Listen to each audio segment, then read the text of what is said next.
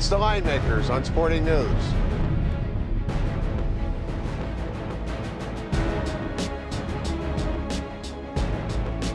This is it, the farewell, the big end.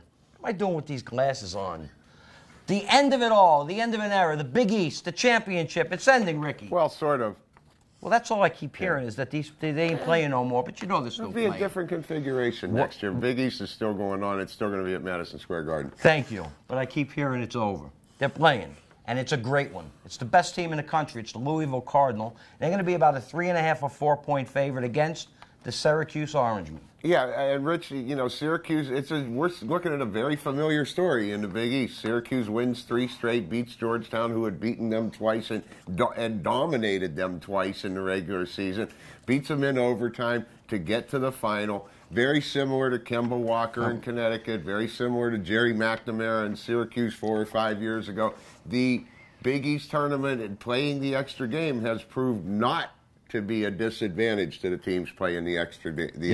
You can almost consider an advantage that they're starting to get into a flow and a roll. Right. But they're going to have a problem here with Louisville. Here's a team that they've won 9 in a row, 7-2 against the spot. They blew a game, Notre Dame. 5 overtimes. 5 overtimes. They won 4 of those overtimes, by the way, but that's a different story. At 3 games before that they won. They had a 3-game cold streak in the middle of the season when they were number 1. Everybody wrote them off. Now, Syracuse beat them during that 3-game streak. Syracuse did beat them. They split this year with Syracuse.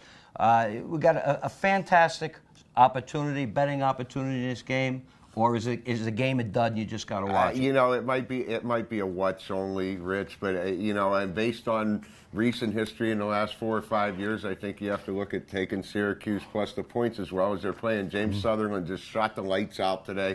Louisville, you're right, maybe the best team in the country that a lot of people have overlooked. And Louisville comes down to one thing. Peyton Siva and Russ Smith shoot it well. No one's going to beat them. Yeah. But they don't always shoot it well every night. So the defense by Louisville is tremendous. The last 6 opponents that they've played, Ricky, they've held under 60 points. We're looking at a game that's going to come about 23 or 23.5. Any higher, you got to look to the under. The spot's going to be 3.5, maybe 4. If it does get to 4.5 or 5, 5 is an automatic taking it. But if it don't, you sit back, you relax, and you enjoy what's going to be considered a great basketball game. Now, come Sunday, Selection Sunday. That's when the committee, that's when those people that sit in that room, they say, oh, this team goes here, this team goes there. They don't know dick, these people.